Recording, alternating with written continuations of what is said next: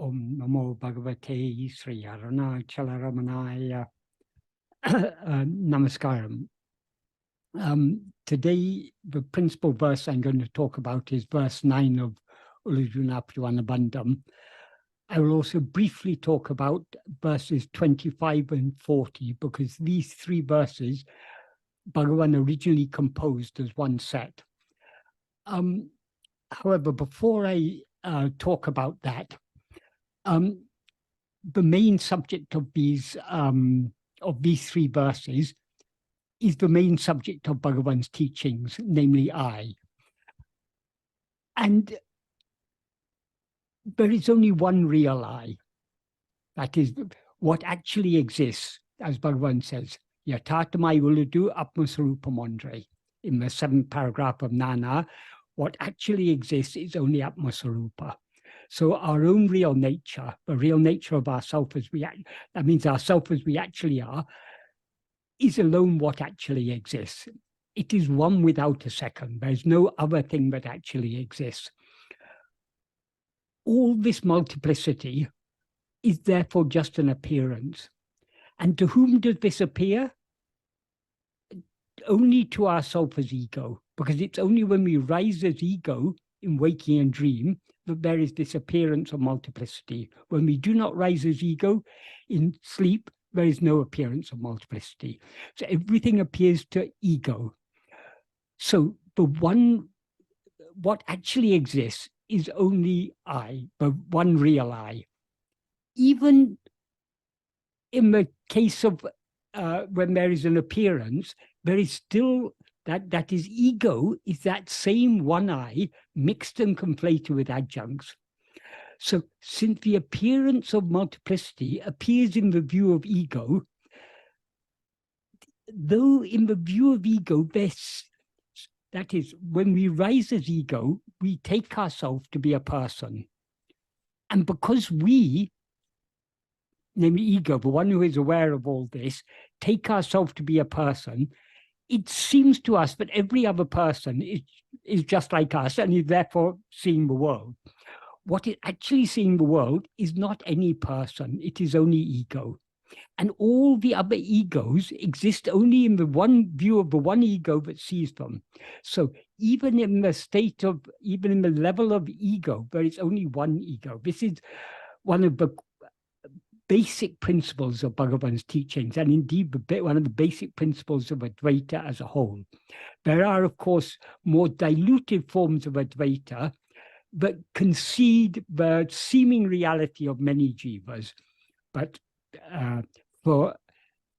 if our aim is to turn within and know what we actually are, it is more useful, Bhagavan has made it clear, for us to understand that actually all the multiplicity of other jivas, other egos, exist only in the view of the one jiva, the one ego who is seeing them all. This topic has come up, as probably many of you are aware, this topic has come up quite a lot recently in discussions. So I've received many emails asking me about this. And one of the most common questions people ask, that is one of the things that people find most difficult to get around, then why are teachings given to so many if there's only one? In this connection, there was something that once happened in Bhagavan's life. That is, Bhagavan was explaining, someone asked Bhagavan to clarify what he meant by saying there's just one ego. So Bhagavan was explaining this, what is called in Sanskrit is called eka-jiva-vada. That is the contention that there's just one jiva. Jiva means ego. In other words, there's just one experience of this. And so Bhagavan was explaining it as in dream, in a dream, so long as you're dreaming, you take yourself to be a person in the dream, and there seem to be so many other people like you. So all those other people seem to be, in your view, they seem to be seeing the world. But actually the whole dream, including all the other people, not only all the other people, including even the person you take yourself to be, they are all part of the dream.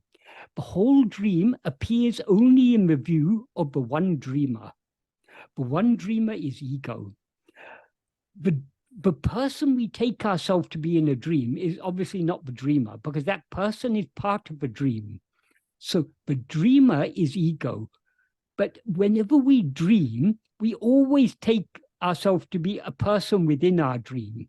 That is why, though the whole dream is our creation, we seem to have very little control over what's happening in a dream. If, for example, we're being chased by a monster or something, we can't just will the monster away, because we, though it's all our projection, all our creation, we don't experience ourselves as the creator of it all. We experience ourselves as a creature within our creation. And so as a small creature within the creation, we obviously have very limited power. So Bhagavan was explaining this, exactly the same in the waking state. The waking state, we seem to be a person, but we are actually the one who has projected all this. That is, the one who sees all this is the one who has projected it all. So Bhagavan was explaining about this, and someone asked him, Bhagavan, then if there's only one ego, who is it? Which among us is that one ego? Bhagavan said, you are that. And then someone asked, but Bhagavan, what about me? Bhagavan said, you are that. And someone else said, what about me, Bhagavan? You are that. And Bhagavan kept quiet then. He didn't say anything further. But many people have difficulty understanding how Bhagavan can say to each and every one, you are that. Does that mean that there are many egos? But if each person is the one ego, it seems confusing so long as we take it, but Bhagavan is giving his teachings to the person we seem to be. Bhagavan is not actually giving any teachings to any person. Bhagavan is giving teachings to the one ego that mistakes itself to be a person. Because the person we seem to be is a bundle of 5 sheaves, namely the physical body, the life that animates the body, the prana, the mind, intellect, and will that function within that body. These 5 are called the 5 sheaves. This is what makes up the person we seem to be. Bhagavan called these 5 sheaves collectively as body. In verse 5 of Uڵḷadu Nāṛpadu, he says, Udal panchakos uru. The body is a form of 5 sheaves. So when he says the ego is nothing but the false awareness, I am this body, he's not just, what he means by this body is not just the physical body, the whole bundle of 5 sheaves, in other words, the whole person. So I am this body or I am this person, it amounts to the same thing.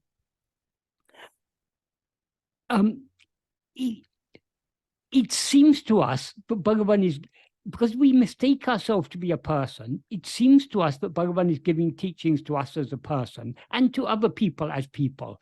So Nana, for example, the text Nana, Bhagavan gave to Shiva Prakasham Pillai.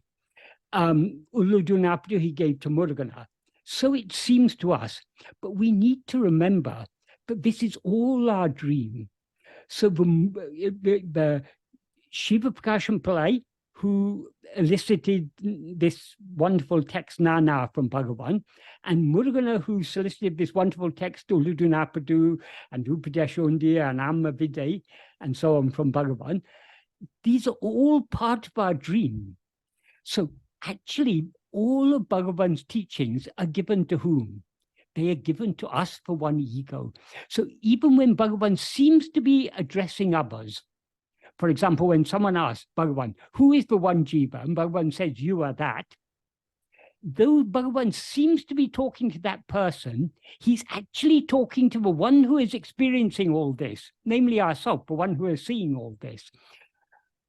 So Ekajiva-vada seems confusing to people so long as we take ourselves to be a person. It seems to be, there seem to be inherent contradictions in it, so long as we take ourselves to be a person. Because obviously, as a person, we're just one among many people. And so long as we are talking among ourselves, we are looking outwards. When we are looking outwards, we seem to be a person, And we who are experiencing all this seem to be a person. And so every other person seems to be just like us experiencing this. So when we are talking among ourselves, when we're discussing Bhagavan's teachings or any other subject, we are talking as if there are many.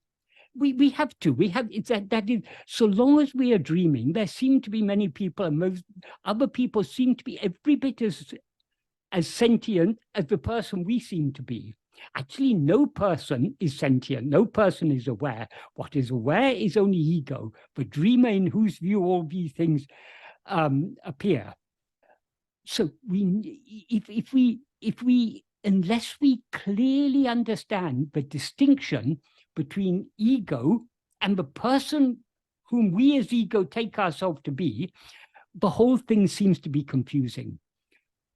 In a recent discussion with someone, they were implying that when I was discussing this subject with someone, they were implying that this will lead to lack of compassion. But actually, that is not the case. It is very clear that is not the case, because so long as we're looking outwards, we seem to be a person, and every other person is just as real or just as unreal as the person we seem to be. Because we take ourselves to be this person, we are real. So if this person is ourselves, this person appears to us to be real. So every other person seems to be just as real. So it seems to us, so long as we're looking outwards, but there's a multiplicity of jivas. So why did Bhagavan teach us eka-jiva-vada? There's only one jiva. He taught this because not in order for us to change our outward behavior, but in order for us to turn within. If I am the one jiva in whose view all these things appear, to know the reality of everything, all I need to do is to know the reality of myself, because everything else is an object, a phenomena that appears in the view of myself as this one ego. So without knowing the reality of myself, I cannot know the reality of other things. So the purpose of, if we understand eka-jiva-vada correctly, it is directing our attention back towards ourselves, because as Bhagavan said,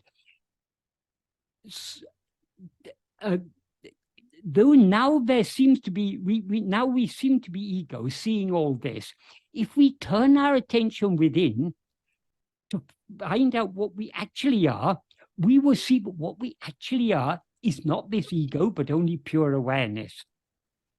Pure awareness is immutable. It never undergoes any change. So we have never actually become ego.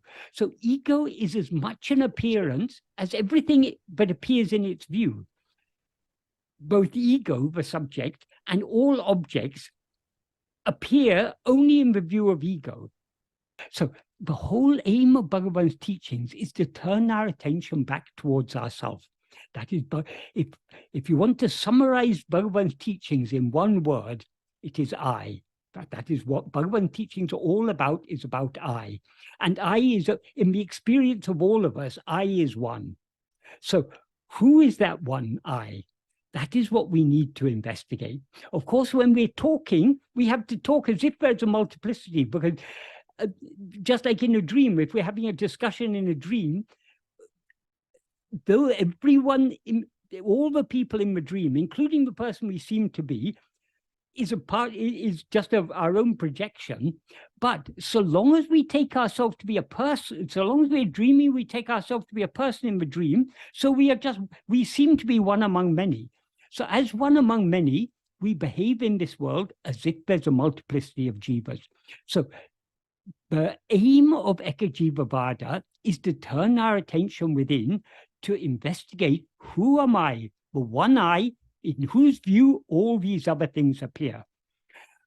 So I just wanted to clarify that, because so many people ask, if Bhagavan said, when in that incident where Bhagavan said, you are that, you are that, you are that, each one, that seems to be contradicting what he's saying, because he's saying there's one ego, but he says to three different people, you are that.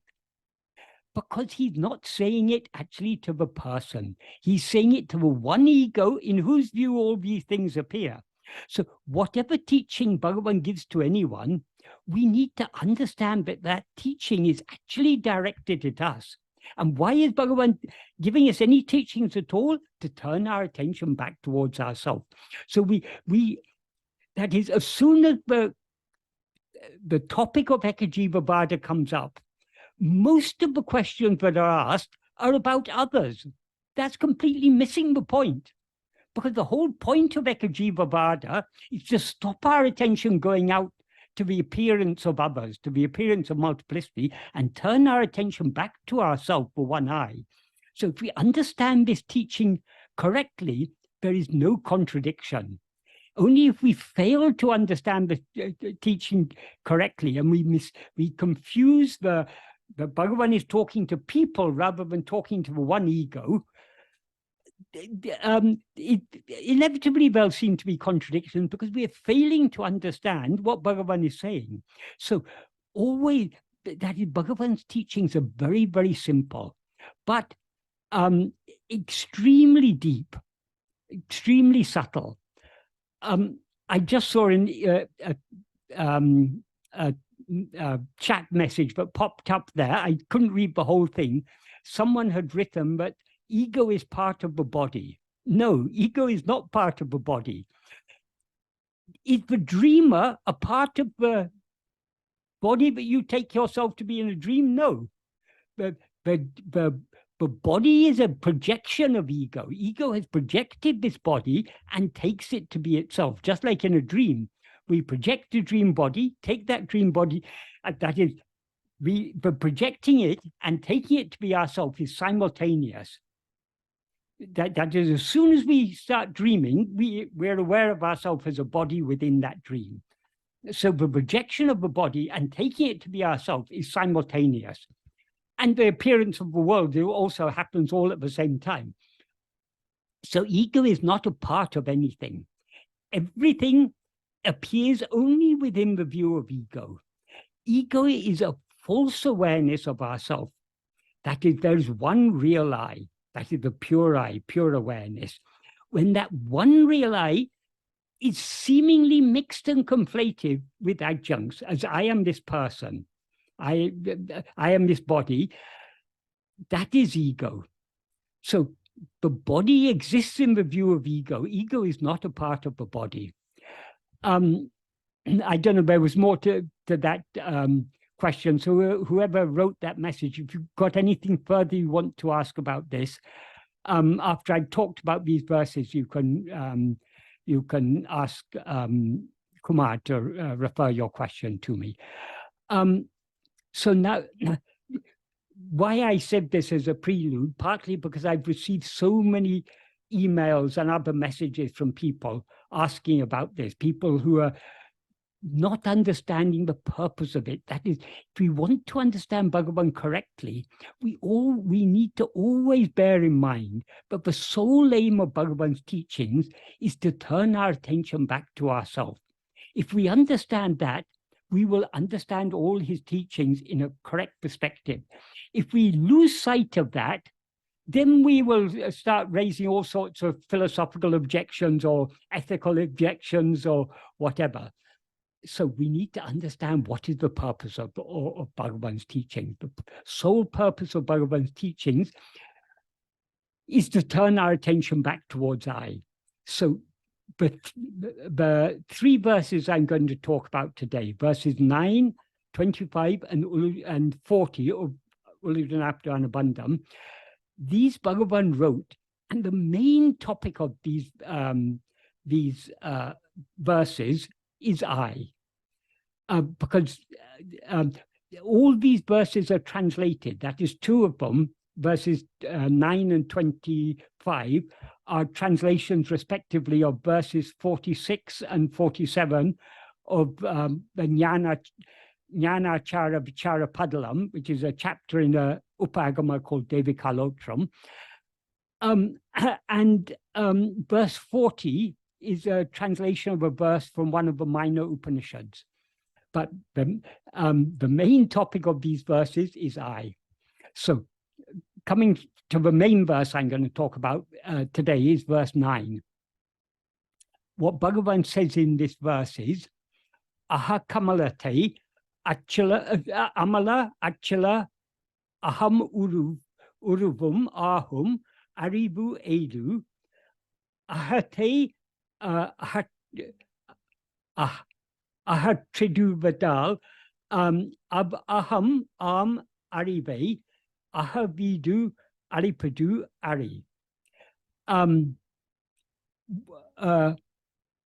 what that means is, the basic meaning is, what awareness is the blemishless, motionless I form in the heart lotus, only that awareness, which is I, will give inner liberation by removing I, no. So what does he imply by this? I'll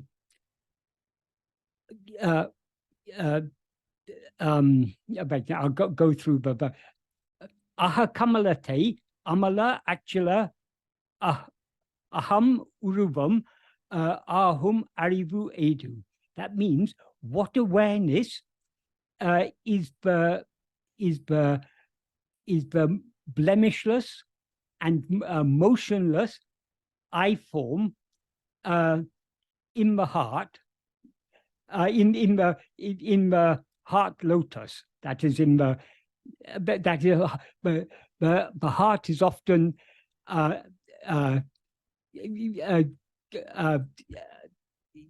that is, the lotus is used as an analogy for heart. So the heart lotus, that just means the heart. In other words, in the very deep within us, what awareness shines as the blemishless. Blemishless means it's immaculate, it's pure.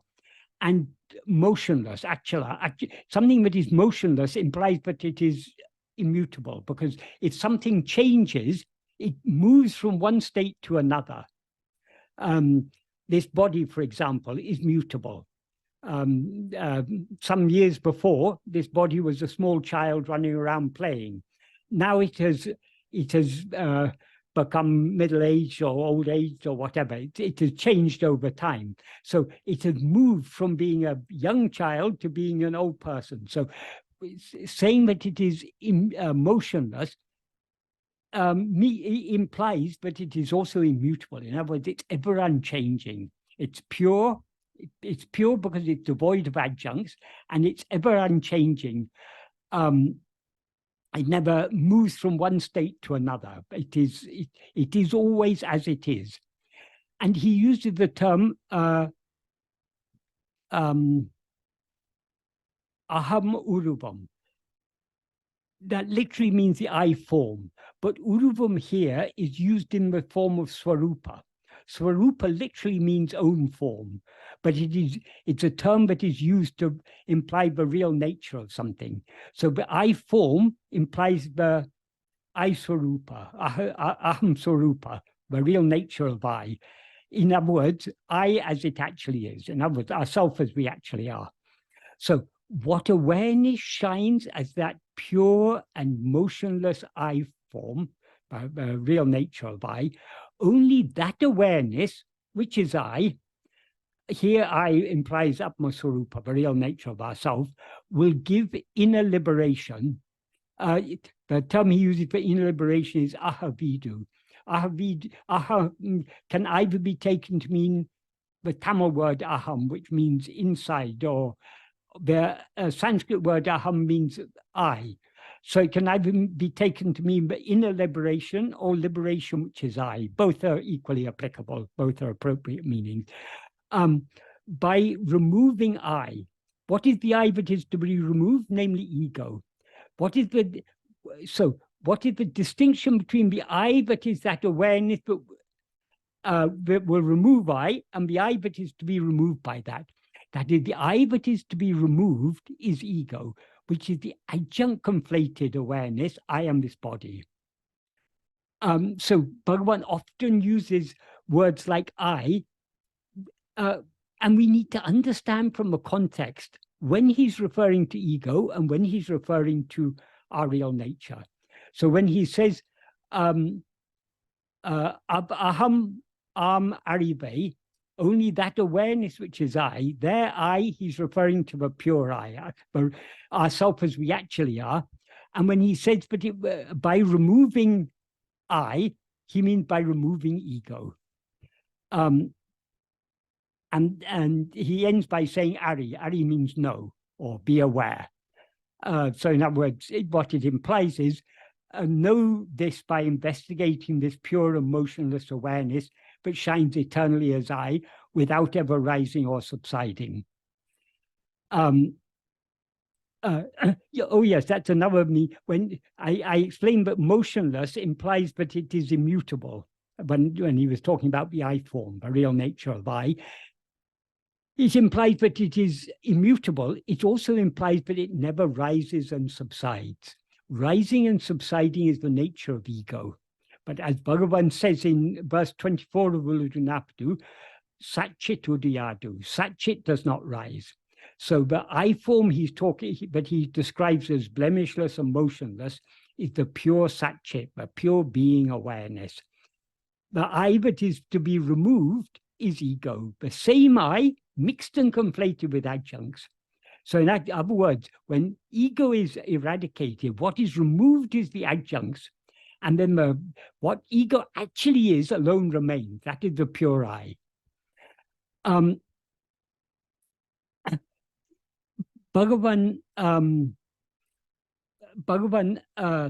translated all the verses from Jnana Chara Vichara Padalam. That is, Padalam means a chapter, and Jnana Chara Vichara means the investigation of the Jnana Chara. That is the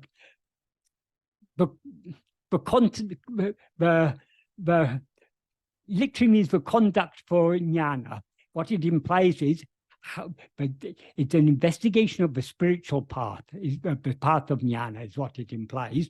This is a chapter in an agama called Devikalotram. The agamas are Shaiva Siddhanta text, and Shaiva Siddhanta is a predominantly dualistic philosophy.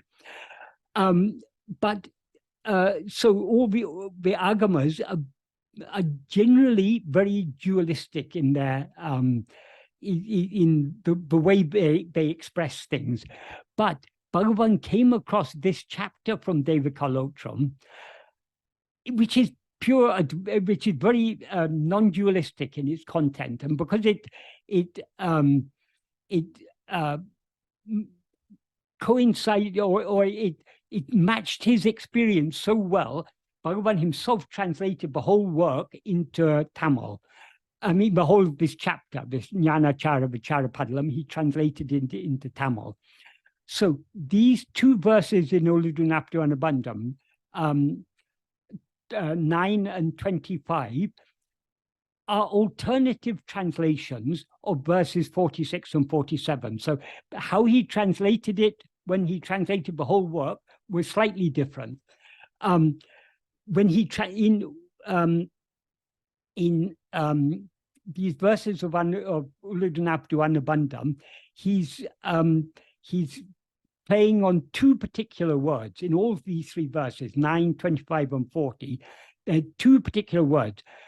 One is aham, which in Tamil has two meanings, because the pure Tamil word aham means inside or heart or home.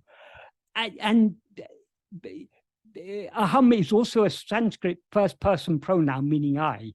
So in Tamil it has two meanings. So Bhagavan is using this word aham a lot in these three verses, and he's also using the Tamil word aṟivu, which means awareness. When he translated it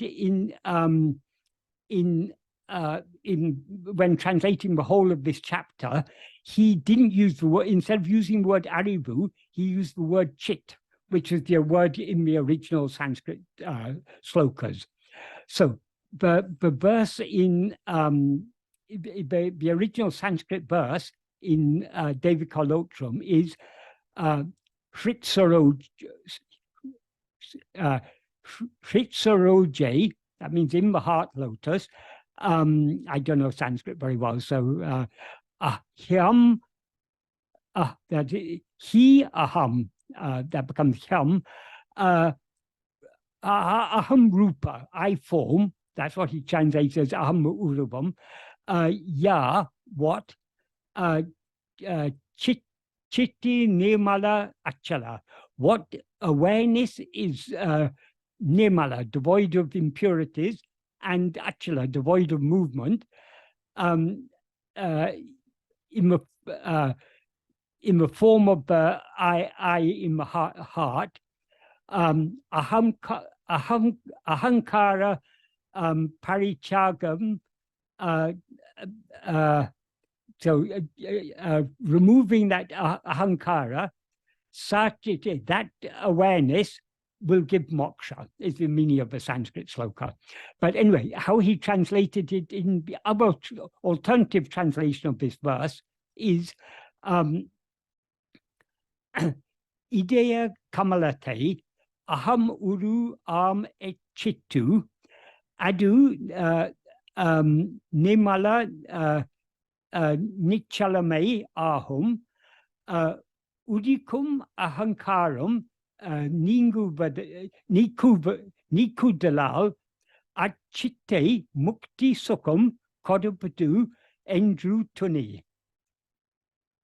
What that means is, what awareness is the I form, which is blemishless and motionless in the heart lotus, know for sure that only that awareness will give the happiness of liberation by removing the rising ego. And what that implies, we expand it slightly, what awareness exists and shines in the heart lotus as the I form, swarupa, or real nature of I, which is blemishless, immaculate, or pure, and motionless, and hence immutable, know for sure that only that awareness will give the happiness of liberation by removing or destroying the rising ego, namely the spurious I that rises from and subsides in this pure awareness, which alone is real and enduring. And in the Kalivemba version of this verse, before the first phrase, aha-kamalattē, Bhagavan added an adjectival or relative clause, uḍilladu, which mingles within the body. And he changed the final word tuni, conclude or know for sure, to tuniai, which means may you conclude or may you know for sure. So the Kalivemba version of this verse means, what awareness is the I form, which is blemishless and motionless in the heart lotus, which mingles within the body. The heart lotus means the pure I. So that pure I mingles within the body, seemingly, as ego. May you know for sure, but only that awareness will give the happiness of liberation by removing the rising ego. So that's the meaning of verse 9. As I say, this was the first of a set of 3 verses that Bhagavan wrote. So I'll just briefly go through the next 2. I'll deal with these verses in more detail when we come to them, but just to see the connection. So just to remind, in this verse 9, he says, what awareness is the blemishless, motionless I form in the heart lotus, only that awareness, which is I, will give liberation by removing I. No. In the next, in verse 25, he says, by constant and uninterrupted meditation in the heart, what awareness is devoid of all adjuncts, that Shivam is I, dispel every attachment in the mind. And in verse 40, he says, I shall proclaim truly the essence of the final conclusion of all of Vedanta. If I dying, I become that I, which is the form of awareness, alone is what remains. No. So these are the 3 verses together. If we try to understand them taken together, that is in verse 9, what he is emphasizing is that liberation can be, what will give liberation is only I. And why is that? That is, the pure I is what we actually are. So knowing and being what we actually are, in other words, knowing and being the pure I alone is the state of liberation. So long as we rise as ego, we seem to be bound by all the limitation, because as ego, we identify ourselves with a body. Body is obviously limited in time and space, and in so many ways, the body is limited. So long as we identify ourselves as a body, we are seemingly bound by so many limitations, and we undergo pleasures and pains and all sorts of things. But so in order to attain liberation, this ego, the false I that is aware of itself as I am this body, this is what needs to be destroyed. And that can be destroyed only by, since ego is a false awareness of ourself, that means an awareness of ourself as something other than what we actually are, it can be removed only by correct awareness of ourself as we actually are. So only by knowing and being the pure I that we actually are, the pure awareness, but always shines as I, which is what we actually are, only by knowing and being that can we eradicate ego. And only by eradicating ego can we attain liberation. Last month, when I spoke about verse 8. In verse 8, because verse 8 is not entirely Bhagavan's idea. That is, Bhagavan wrote that verse on behalf of Jagadisha Sastri. So though most of the ideas in verse 8 are ideas that Bhagavan, but Jagadisha Sastri learned from Bhagavan, so that most of the ideas are in accordance with Bhagavan's teaching. One idea that is not in accordance with Bhagavan's teachings is that we can be established in Atmanishta. We can be firmly fixed as we actually are by means of pranayama. So as to correct that, here Bhagavan put this verse immediately after that one, because in this verse Bhagavan makes it clear what will give liberation is only I. So except by meditating on ourself, except by meditating on I alone, there is no means to attain liberation. So the essence of this verse 9 is what awareness I'll paraphrase it, because this sentence structure is very common in Tamil and Sanskrit, but not common in English, to say what awareness is blemishless, that awareness will give liberation. That's not a usual sentence structure in English. So I'll put it in a more normal English sentence structure. What he's saying here is only that awareness that exists and shines as the blemishless, motionless I form in the heart, only that awareness will give inner liberation by removing ego. So that what he says in verse 9. In verse 25, so how are we to attain liberation from that I? If that I will give us liberation, what must we do in order to gain liberation? We should meditate only on that I. That is the implication of the next verse. By constant and uninterrupted meditation in the heart, what awareness is devoid of adjuncts, that Shiva is I, dispel every attachment in the mind. Superficially, this verse may seem to be teaching Soham Bhavana. We should be meditating that awareness is I. But if we think about it more deeply, what he's saying is what awareness should be, that awareness which is devoid of all adjuncts. That is the pure I. So that what this sentence, what awareness is devoid of all adjuncts, that Shivam is I, what that implies is I am I. That is what I am nothing but I. So by meditating on I alone is the implication here.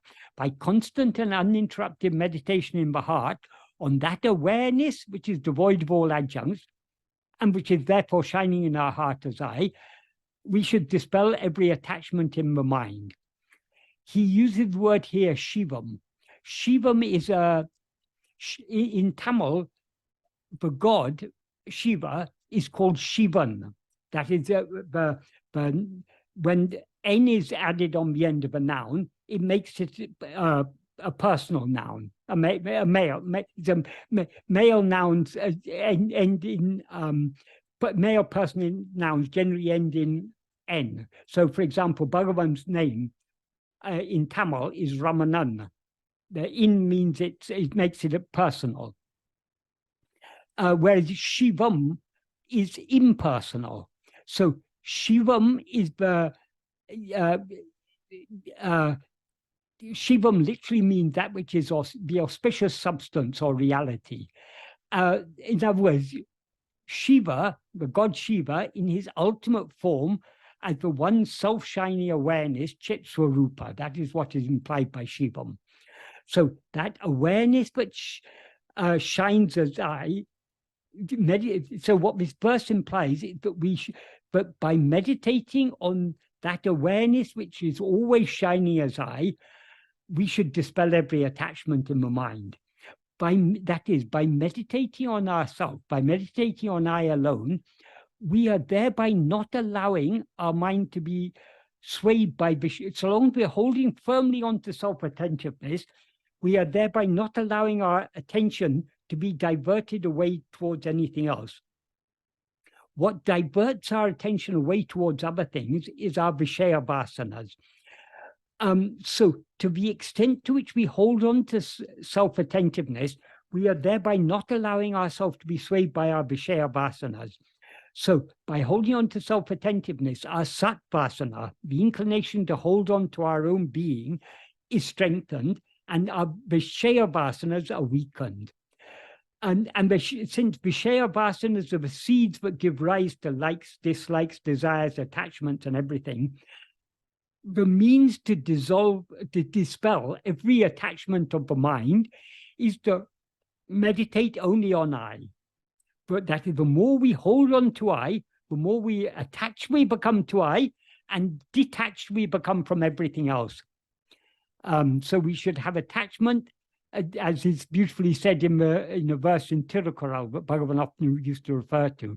In order to be free of attachment, we should have attachment to that which is free of attachment. What is free of attachment is the pure I that is devoid of all adjuncts. Awareness mixed and conflated with adjuncts is ego.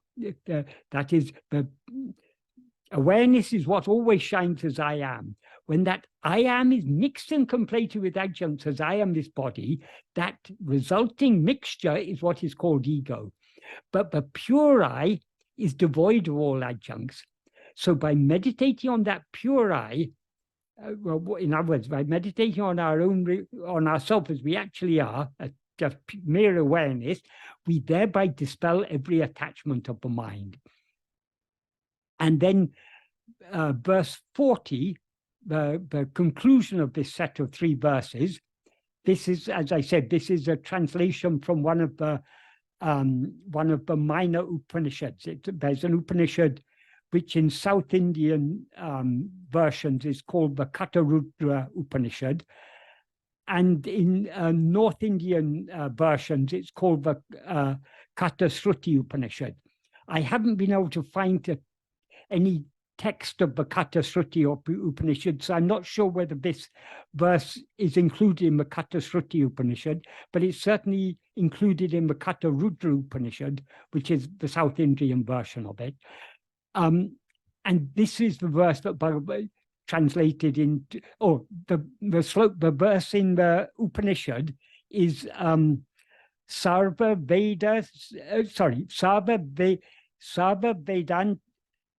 Vedanta Siddhanta Saram Vachami Yatata Taha Swayam Ritva Swayam Bhutva Swayam Eva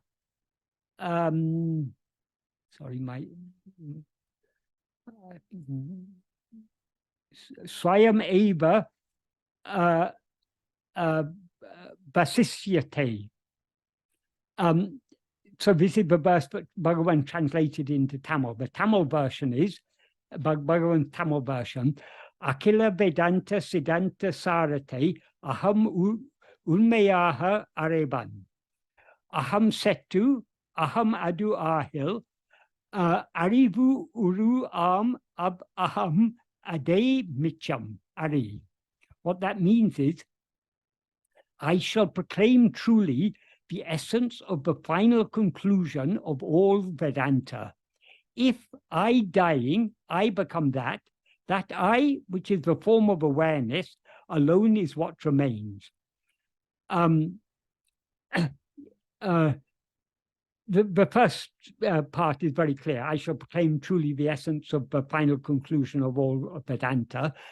That's clear.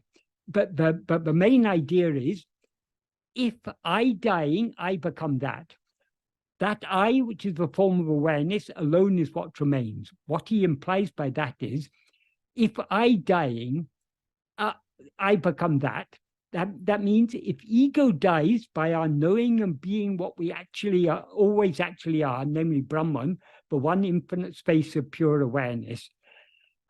So when we cease to be ego, we remain as we always are. So though it's said, I become that, it's not really a matter of becoming. I remain as that. So if when ego dies, that is when the adjuncts drop off, what remains is the pure I, which is always that. And that I, which is the how is in Tamil he says aṟivu-uruvam ab-aham. In the Sanskrit, no, it's not put there, but this is something Bhagavan has added more words in Tamil to make it clearer. That I, which is the aṟivu,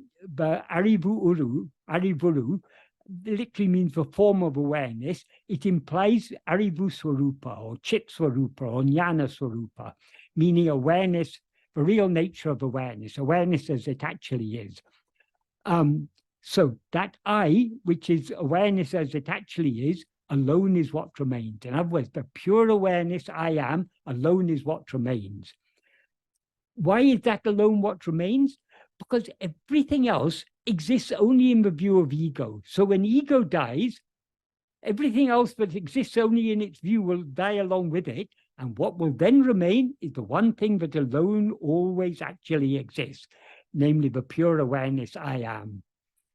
And he ends with the word ari, which means know or be aware of this, implying be aware of this one I that exists and shines eternally as Satchit. So many people aren't aware that these three verses were composed together, but if we read them together, it's very clear that they are actually a set. Even the wording, as I say, in all of them, he's playing on the words aham and aṟivu. Aṟivu means awareness, aham means I. And what is I? As he says in the first question which Prakasham Pillai asked Bhagavan is Swami Nana. And Bhagavan's answer was aṟivē nan. Awareness alone is I. So these three verses, though they're translated from older texts, two of them from Agama and one of them from Upanishad, they are very beautifully expressing the essence of Bhagavan's teachings. So I think I've explained all that I want to explain about those verses. So does anyone have any questions about these verses? Thank you, Michael. So on verse 9, he first wants to clarify what he said in verse 8, right? Because yes. Verse 8 truly doesn't belong to him. Yeah. And so he clarifies this in verse 9. And then in this verse, there's one phrase I wanted to focus on.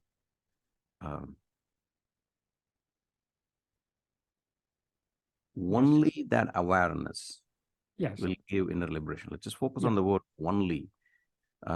Why does he say only? Only that awareness. Because what is bondage? Bondage is nothing but ego. As Bhagavan says in verse 24 of Uḷḷadu Nāṛpadu, Jada uḍļadu nāṛpadu, but in sentient body does not say I. Satchit uḍļadu, Satchit does not rise. But in between, one thing I rises as the extent of a body. This thing that rises as the extent of a body, he goes on to say, that is chit jada granti, but not formed by the entanglement of chit and jada. Chit means the satchit, the pure awareness I am, and jada is referring to the body. So when these two are mixed and conflated as I am this body, that is what is called chit jada granti. Chit jada granti bandham is bondage, because we are bound to the limitations of the body. Bandham, jivan, it's the jiva. It is ahande, it's nupame, the subtle body. Ahande, jiva. Ahande means ego. It's samsara, this samsara, and manam. So this ego, the adjunct conflated awareness, I am this body, this is bondage. So without removing ego, there is no liberation. So liberation, as he says in the concluding verse of Uḷḷadu Nāṛpadu, liberation is nothing but destruction of ego. So how can ego be destroyed? Since ego is a false awareness of ourself, that is an awareness of ourself as something other than what we actually are, it can be destroyed only by correct awareness of ourself. So it's only by being aware of ourselves as we actually are, the ego will be eradicated and we will thereby be liberated or free. So what can give liberation? Only that pure I, only that I that is amala. That amala means devoid of blemishes, blemishless, immaculate, pure. In other words, the pure awareness. Acala, motionless. It never rises or subsides. It never undergoes any change. Such is our real nature. And that alone can give us liberation. Because what is liberation? Liberation is nothing but the state of knowing and being what we actually are. What we actually are is that awareness that he refers to here. So there cannot be any other way. The word only, there's no actual word in the Tamil for only, but it is implied because the noun is aṟivu. Aṟivu means awareness. But Bhagavan puts here aṟivē. The suffix a is an intensifier, but the meaning of a can vary from context to context, but in this context, it very clearly implied that alone. So this awareness that is pure and motionless and is ever shining in the heart lotus as I, this alone can give us liberation. Because that is what we actually are. So only by knowing and being what we actually are can we thereby be liberated from ego, which is not what which is a false awareness of ourselves. Awareness of ourselves as something other than what we actually are. Is that a clear answer to that question? Yes, Michael. So that alone and that indeed and nothing else can give us liberation. Yeah. Okay. So and then let me go. There's a question from Robert Delgesh. So that is only one ego, and since Bhagavan is only an ever teaching this one ego, when the one ego awakens through correct knowledge, why is that unawakening at all? Can I clarify that, please? Yes. Yeah. You want me to finish reading the question? No, because I think it's probably better if I do it in my own words. Okay, go ahead. Sorry. Michael, you once said it's not Robert's ego, it's ego's Robert. Yeah. And you said today really stunned me, and I thought, why didn't I realize this? There is only one ego, eka-jiva-vada. So one ego. So, and Michael is teaching not Robert, but teaching ego, the one ego. That's who he's teaching all the time. When you said that, it stunned me. So if Michael is teaching that one ego all the time, when that one ego wakes up, and right now Robert's ego is feeling a bit stupid to ask this question, why don't we all wake up? And when I say all, I'm talking about the phantom beings, if you will, or the phantom appearances in the dream simply dissolve or disappear because they're non-existent. Why, when you're teaching this one ego, why, when it awakens, doesn't everything awaken? Why is there still not, well, and you get the point. Okay, I get the point, yeah. Yeah. When you wake up from a dream, do you worry about all the people in your dream who may still be sleeping? No. No. So when the one ego wakes up, all the others that you're talking about exist only in the view of that one ego. So this is why Bhagavan often used to say the greatest good you can do to the world is to know yourself. Because if you know yourself as you actually are, you thereby wake up from this dream. And thereby you put an end to all the wars, all the famines, all the pandemics, all the misery in this universe is ended simply by you waking up. But this also that doesn't mean Robert waking up. It means ego waking up to its own real nature. This comes to the point, though, that nothing actually, in fact, ever happens. No. It all seems to happen. Whatever happens seems to happen only in the view of ego.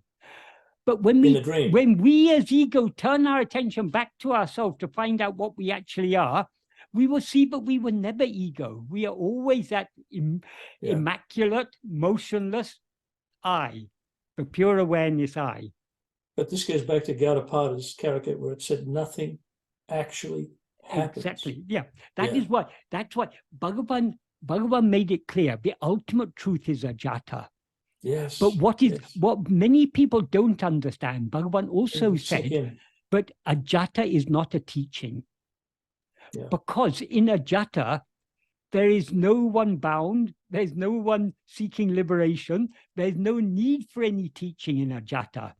But teaching, that is, if you go to a doctor with some serious illness, and the doctor says, oh, you're not ill, that doctor's not going to help you. So a doctor can help you only if they acknowledge, but at least there's a seeming problem. So the teachings are given from the perspective of drishti shrishti vada. That is, Bhagavan concedes, yes, there is an ego, and that ego sees a world. So because we see the world, he starts Uڵḷadu Nāṛpadu. The we he's referring to there is ego. Because when we rise as ego, we see a world and we have problems. The world gives us so many problems. We have hunger and thirst and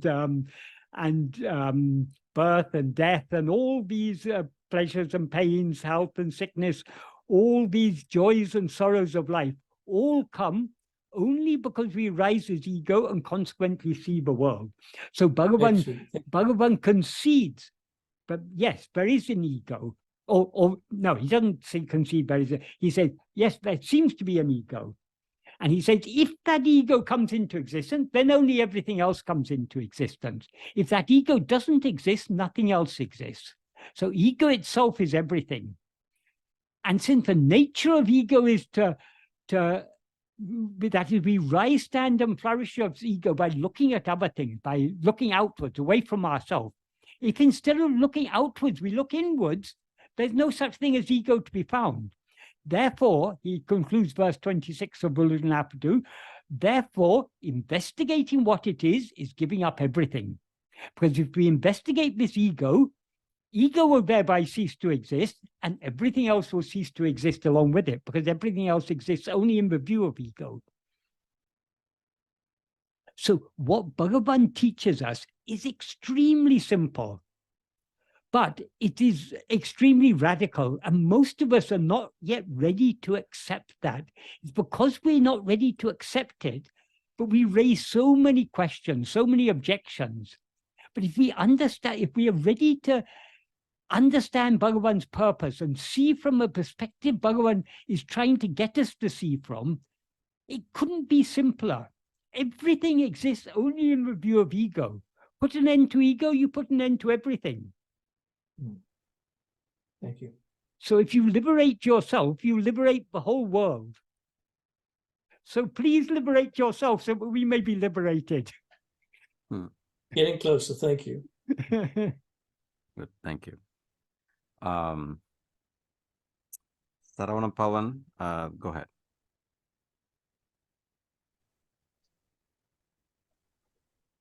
Namaskaram, Michael. Namaskaram.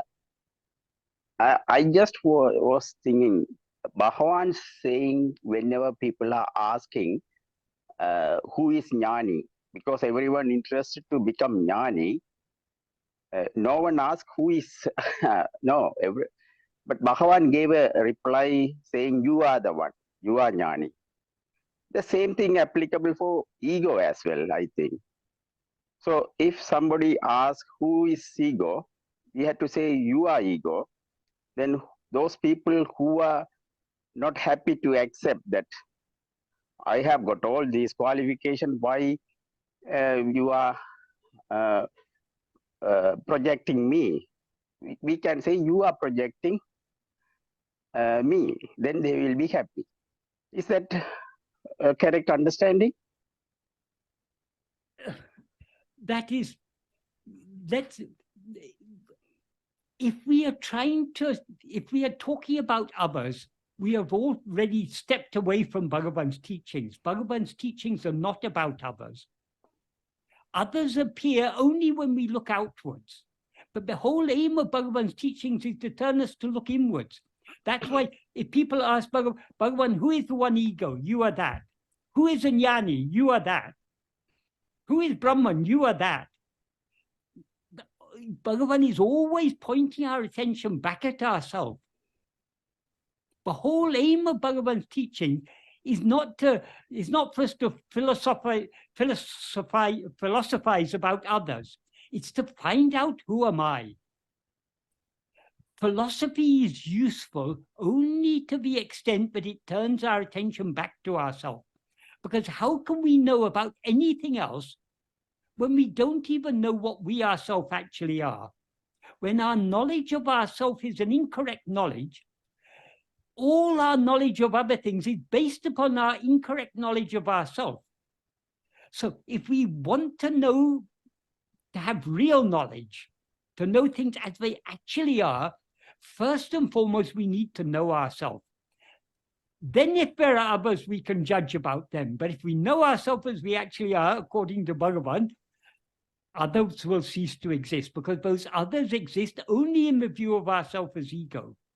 So what we need to always understand when we are reading Bhagavan teachings, when we're thinking about Bhagavan teachings, we always need to bear in mind that the sole aim of Bhagavan's teachings is to turn our attention back towards ourselves.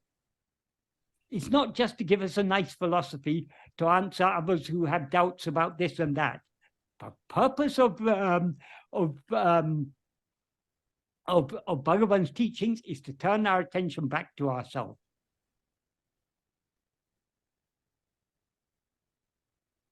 Does that answer Yeah, your question, Saravana Pavan? No, I never heard that Bhagavan said you are Jnani in that aspect. When you are ego. But you said no, Bhagavan said you are ego. But actually his teaching is Bhagavan was asked, Bhagavan doesn't say anything of his own accord. When he's asked who is the one ego, Bhagavan says you are that. When he is asked who is a Jnani, is this person a Jnani, is that person a Jnani, you are that. Bhagavan is always trying to turn our attention back to ourselves.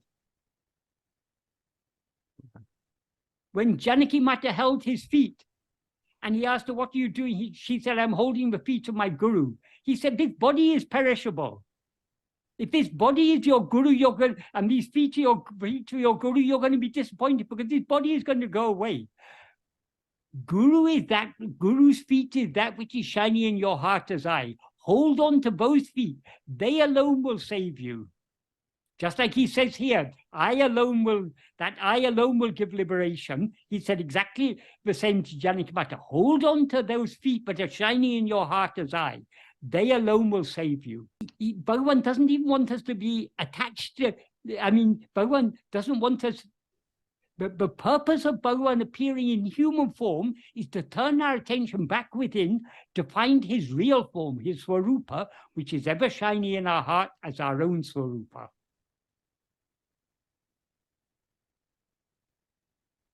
So we should never forget this. The whole purpose of Bhagavan's teachings, what his teachings are all about, is who am I? Turning our attention back to ourselves, not asking about this person or that person, or whether we have compassion or not compassion, all these things. These are all secondary. Primary aim of his teaching is turning our attention back to ourselves. That is the supreme act of compassion. Right. Because by saving ourselves, we save the whole universe. Thank you, Michael. Thank you, Michael. So, along those lines, Shohan asks a question. Compassion towards others is an outward looking, that is a bahirmukam behavior, by what you're saying. Then how can inward looking, that is antarmukam, where all seeming others don't exist, increase compassion? Because others appear only when we identify ourselves as a body. The more we look within, the more this identification, it doesn't dissolve completely until we know ourselves as we actually are, but it loses its solidity. So the boundaries that separate ourselves from others begin to dissolve. So the more we look within, the more when we look outwards, we will see ourselves in others. When we see others suffering, we will suffer. Compassion literally means suffering with. The Latin prefix com means with, and passion means suffering. So when we see others suffering, we suffer with them because we see ourselves in them. We see ourselves in others to the extent to which our identification, I am this body, is weakened, dissolved. That is, so long as the ego is very solid, so long as we are strongly identified with this, what we seem to be, the person we seem to be, we will naturally be selfish. I alone matter, others don't matter. But the more we turn within, the more this solid identification will begin to dissolve. It'll begin to lose its solidity. And we will more and more see ourselves in others. When we see others suffering, we will suffer with them.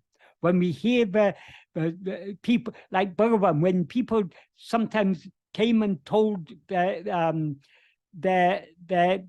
difficulties in their life, the calamities that happen, bereavement and such things, when people told their stories to Bhagavan, Bhagavan often wept along with them.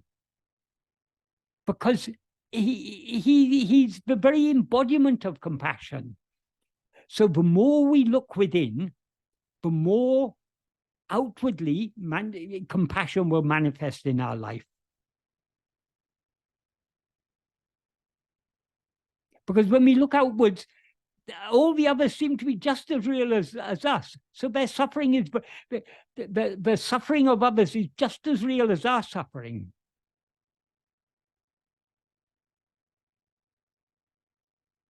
Is that a clear answer? Yes, thank you, Michael. Right. So Swami addresses this in the introduction to Path of Sri Ramana, right? You know, he talks about the word selfish. And you know, some people ask, is it not selfishness if we try to obtain happiness for ourselves? And then he goes on to explain what self really means. It's not Yeah. that individual alone, but the whole thing. But that's Yeah. basically what you just explained. Yeah. And these things, these can be explained in words, but to really understand this, we can understand it only by experience. So the answer to that, people, is investigate yourself. Look within more and more and more, and you will see the changes that take place in your own life. You will become more and more detached from the person you seem to be, and thereby you'll naturally feel more empathy, more love, more compassion for others, so long as others seem to exist, so long as you're looking outwards. Right. Thank you, Michael. The next question is from Rabi. Constant, uninterrupted attention to self. That's ego or heart lotus, etc. Could also lull the mind into a trance or sleep, which is manolaya. And how should one then meditate on self with the goal of manonasa? No, that is a wrong understanding. Self-attentiveness, Swarupa Dhyana, will never lead to manolaya. It will eventually lead to manonasa. It cannot lead to manolaya. So long as we are holding on to self-attentiveness, we are not in manolaya. Sometimes when we are trying to attend to ourselves, we may fall asleep. But that is, we fall asleep only because we lose hold on the self-attentiveness. So long as we are holding on to self-attentiveness, we cannot go into manolaya. Manolaya results from, it can result, in the case of sleep, it results because of tiredness. In the case of coma, it results because of some head injury. In the case of, or some other type of bodily injury. In the case of general anesthesia, it happens because of some drugs. In the case of, I mean, there's so many ways of bringing about manolaya. In the case of yoga, by means of pranayama, they bring about manolaya. But we cannot bring about manolaya by means of atma-vichara, because so long as we're holding on to that self-attentiveness, we are not in manolaya. If we slip into manolaya while practicing self-attentiveness, that is only because we've lost our hold on the self-attentiveness. That is, when we are trying to hold on to ourself, we can be diverted away from self-attentiveness in one of two ways. Either we can allow our attention to go outwards after thoughts, or we can allow ourselves to subside in laya. In order to hold on to self-attentiveness, we need to remain balanced between, we shouldn't be carried away by thoughts, we shouldn't fall into sleep, we should hold on to self-attentiveness. So long as we're holding on to self-attentiveness firmly, we are not in manolaya. Only when we lose our hold on that self-attentiveness can we slip into manolaya. And conversely, when we're trying to achieve manolaya by other means, like let's say pranayama, if anybody does that, before they get into manolaya, they need to focus on, turn that attention on awareness. That's what Bhagavan implies in verse 14 of Upadeshandya. Yeah. The mind that will subside by controlling the breath, only if that mind is sent on the one path, the path of investigation, will its form die. The one path or the one path or path of investigation means this one part of self-investigation. Right. Because it the one and only means to eradicate ego. Right. So 3 more questions, and all I have been posted here. So Meera, do you want to go ahead and ask your question? Sure. Hi, good morning, Michael. So if I think of the space example, the infinite divisionless space, yes. When we put an enclosure, when we put 4 walls, Yes. it becomes an individual space. There is utility, of course, Yes. but then when the walls are broken, it becomes an infinite space again.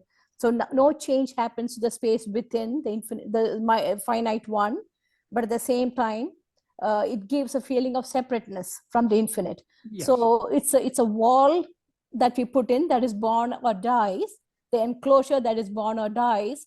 So we are all holding on to the enclosure as the I am, instead of holding on to the content, the pure divisionless space as I am, right? Yes, yes, correct. And so long as we've got an inclination to hold on to these four walls, when these four walls fall down at the time of death, we will project another four walls to hold on to. Right, right.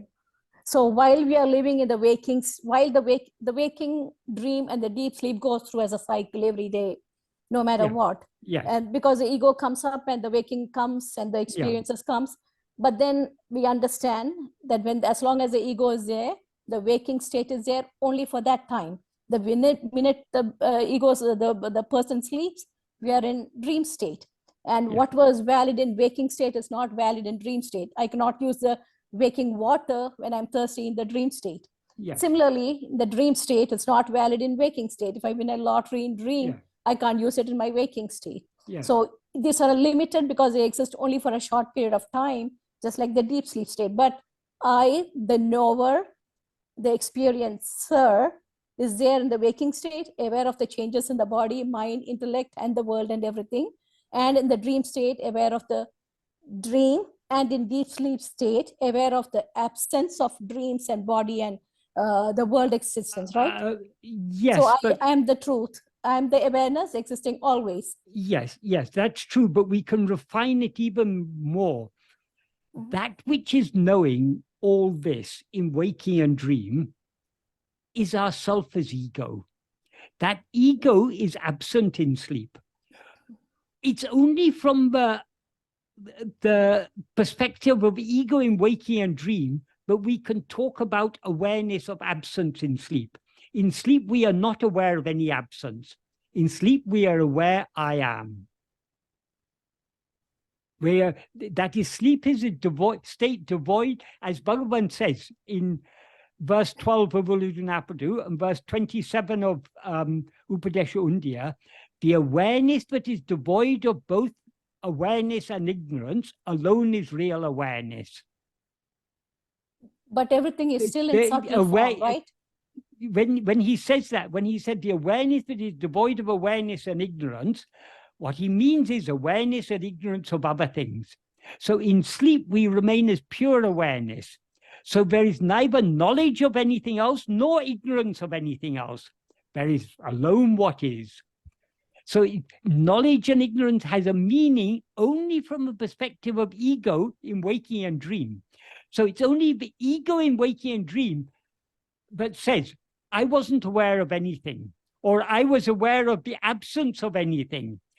That's only from the perspective of ego in waking and dream, but we say that, but that ego was actually absent. It itself was absent in sleep. What remained in sleep was not awareness of any absence. What remained in sleep was only the pure awareness I am. But all the vasanas and everything is still in a potential form, still available there, which is why it comes back up when the ego rises, right? It doesn't disappear. So it is said for the sake of those who want an explanation. Okay. But vasanas are whose vasanas? Egos. If ego is absent in sleep, how come the vasanas exist there? In potential form, because it can't disappear, right? Because they come back up and when we wake up. Okay, that's an answer to satisfy our mind. But why should we even the potentiality doesn't exist in sleep? Okay. So why not just bypass the ego at all? Why not just understand I am the awareness, using the body to work? And why bring in the ego and put our attention into ego then? The only connection between you as pure awareness and the body is ego. Or because it mixes with the body as I. Yes. That's why Bhagavan says, Ideal, in verse 24 of he says, one thing I rises in between as the extent of a body. So ego is the go-between, the intermediary between Satchit and the body and world. But when I understand, I'm not the enclosure wall, I'm just the content inside. And why not just understanding is for the intellect. It's not just a matter of when you understand that, what are you to do with that understanding? Then I function in the world saying... No, don't function in the world. If you understand you are not this body, then who is functioning in the world? It's only the body and mind that are functioning in the world. Yes, but I'm functioning... The purpose of understanding this, if we understand it correctly, we should then, if I'm not this body and mind, then who am I? We should turn our attention back to ourselves. We shouldn't be concerned about the world or about functioning in it or anything like that. The I whole understand. point of in order to follow Bhagavan's path, we need to have a clear understanding of what we are and what we are not. But how are we to use that understanding? Merely understanding, I'm not this body, I'm not this. I mean, it's there, it's written in so many books. I'm not the body, I'm not the mind, I'm not the five senses, I'm not the karmendriyas, the jnanendriyas, I'm not this, I'm not that. What I am is just awareness. Okay, so what are we to do with that? I'm still suffering. I know all this. I know I'm not this body. I know I'm not this mind, but I'm still miserable. What am I to do about it? I understand. We have to put it into practice. That is the whole point. That's what Bhagavan's teachings are all about applying all that is taught in Vedanta, how to apply it in practice. If I am not this body, if I'm not this mind, if I'm not these five karmendriyas or five jnanendriyas, then why should I bother about these things? What am I? I am just Satchidananda, pure Satchit. So attend to myself. That's the whole point of it. True, but experientially, I experience a sunrise, even though sun never sets. Experientially, I experience moonlight, but moon does not have a light. When you look outwards, yes. But so why in the look same out? way, Bhagavan is asking us to not look outwards, look inwards. Yes, I look inward, I understand, I am the awareness, and I identified myself as the awareness, but experientially the world exists. When I wake up, we have to wake up. When you look outwards. But I can't stay the whole day with my eyes closed, right? No, it's not a matter of closing. It doesn't matter what the eyes are closed. It's where the attention is. So putting the attention within, I can still work outside. If your attention is within, you are not working. If you think I am working, your attention is outside. You're still aware of the body doing the work. We need to understand the sole aim of Bhagavan's teaching is to turn our attention within. We need to try more and more and more. We may not succeed. In fact, none of us succeed perfectly. We keep on, our attention keeps on going outwards. We keep on identifying ourselves with this body, feeling we've got this problem, that problem, we've got to work, we've got to do this, all this. That is because we're failing to attend to ourselves. What is the solution? Attend to ourselves more and more and more. Don't worry about this external life. Bhagavan has said the external life is taken care of by prarabdha. We do not need to worry about working or not working or whatever. That will all happen according to prarabdha. The sole simple task Bhagavan has given us is to attend to ourselves. Okay, that is all that matters. Okay, thank you. If we attend to ourselves, he will take care of everything else. But trouble is, we are talking about these things, we are everything, but are we actually doing it? We need to put it into practice. We've read all the philosophy, we've understood it, we talk about it and everything, but are we putting it into practice? That is what we need to constantly be reminding ourselves. It's not just about these ideas. Bhagavan's teaching the Advaita philosophy, it's a very beautiful philosophy. But how is that going to help us? That is, understanding these things will make our life a little bit more pleasant. See, when have we come to Bhagavan just for a little bit more pleasant life?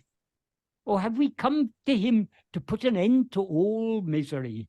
To put an end to not only to all suffering, to put an end to the sufferer. Because we can get rid of suffering only by putting an end to the sufferer. So who am I, the sufferer? That is what we need to be investigating. So Yes, when we I fail. understand- Our attention keeps on coming out. So we have to keep on turning it back in again. So when we understand I am the awareness, then when something happens in the waking state, the suffering, everything happens, it does not affect the mind as much, because I know I'm not the And that's what I say. That's what I say. It makes our life a little bit more pleasant if we understand these things. Yeah, so understanding. But it's not a solution to the problem, because we're still experiencing the suffering. Maybe we experience it a little less than we would have if we hadn't understood these things. It's like a shift. Yes, yes, but this is the symptoms of the disease are slightly alleviated. If you have a headache and take paracetamol, the symptoms will be slightly alleviated, but it's not really solving the problem, is it? Why did you get a headache in the first place? So Bhagavan is radical. Radical means going to the root. Bhagavan goes to the root. What is the root? The I who says, oh, because of Bhagavan's teaching, my life is a little less painful than it would have been otherwise. Who is the I who says that? So we need to go deeper and deeper and deeper and deeper within. So can't we work just using the mind as a tool, just using it for remembering what needs to be remembered? We are always using the mind as a tool. The trouble is we identify with this tool. I am thinking, I am working. Right. Okay. It's the false identification is the problem. Thank you, Michael. We cannot do anything without that false identification. So whatever we may be doing, I'm working without doership, I'm in a very detached, there's still an I there, but it's saying I am working without doership. The very fact that we say I am working means the doership is there. True. So we need to go deeper and deeper and deeper within. That's why Ramakrishna Paramahamsa told that story about the poor woodcutter and the sadhu. Every day the poor woodcutter would go to the edge of the forest, collect some firewood, bring it and sell it and earn just enough money to feed his family. And he had been doing this for years. One day, when he was going to cutting the firewood, a sadhu passed by, and the sadhu advised him, go deeper within, meaning within the forest.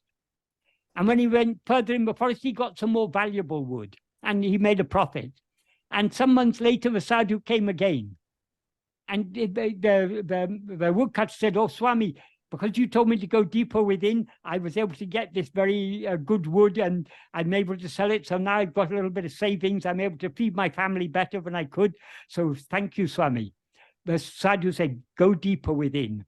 And it went on like this. Eventually he found sandalwood trees that he sold at a big profit. And the sadhu said, go deeper within. Then he found a silver mine. Then the sadhu said, go deeper within. He found a gold mine. Eventually the sadhu said, go deeper within. He found a diamond mine.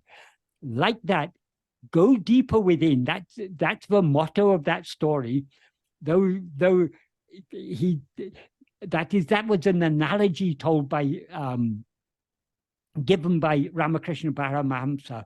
But what go deeper within means, go deeper within yourself. The deeper within yourself, the more value you will derive from Bhagavan's teachings. Until eventually, when you go deep enough within, you will come to retrieve that, what Bhagavan describes in Nana as the atma-mutu, the pearl of oneself, the pearl that is our own real nature. Thank you. Thank you, Michael. So, to practice, so to summarize, Michael is asking you to practice more and more. And I'm not asking only you, I'm asking me. I'm reminding myself I need to practice more and more. All of us, right. So the next question, Michael, it's a pretty good question here. Is that, hello, Michael, between the knowing and the being, what is the right way to stay closest to or working towards beingness? Is there such a thing as fake it till you make it on the path to liberation?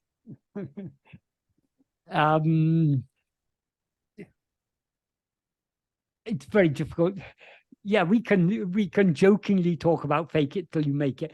The thing is, ultimately in this path, we are to go beyond all faking. Faking is what is not real. We are investigating what is real. What is real is only I. But one thing we can never fake is I am, because that alone is real, that alone is ever shining. So we need to go deeper and deeper and deeper within. Regarding knowing and being, to the extent to which we know ourselves as we actually are, we are thereby being as we actually are. So we are, the truth is, we are always what we actually are. We are never anything other than that. But now we seem to have risen as ego. Because as ego, instead of knowing ourselves as we actually are, we know ourselves as something other than what we actually are. So the means by which we as ego can attain liberation is by knowing what we actually are. So we need to look within more and more and more. But the more we look within, the more we as ego subside, and the closer we come to thereby to being as we actually are. So knowing what we actually are and being what we actually are one and the same. As Bhagavan says in verse 26 of Upadeshundiya, Tanai iritle tanai aridalam. Being oneself alone is knowing oneself. Michael, can I just quickly elaborate on the point about fake it till you make it? So the reason I asked this question is when we read about the experiences of, well, I never know how to use the word experience in this discussion, but when we read about people who attained self-realization, there are two ways. For some people, it happened in a split second. So there was the false I, and then in the very next moment, as it was with Bhagwan, there was no false I any longer. But for most of the people, it seems it was a progression. And the problem with it being a progression is that we don't know what that state is of abiding in the self. We know about it theoretically, but we don't know the nature of it because we're not in it at the moment. And so when I go out into the world and I deal with people, I feel that there's a bit of cognitive overload in dealing with them on the level of the ego, and then also bearing in mind that this is a dream, that my real nature is something else, that there are no preferences that I have in the real nature, does not have an understanding that this person is separate from me. So when I'm dealing with them, you know, whatever exchanges that are happening on the level of the ego should not have any sort of effect on me. And then it becomes very difficult for me to feel natural about it, to feel like I am doing a fair practice of trying to remain aware of the self, of my true nature. And so that's why I asked this question. And I just wanted to understand, is this normal on this path, on this quest, to feel this way, that at a certain level, I am trying to convince myself all the time that none of this is real?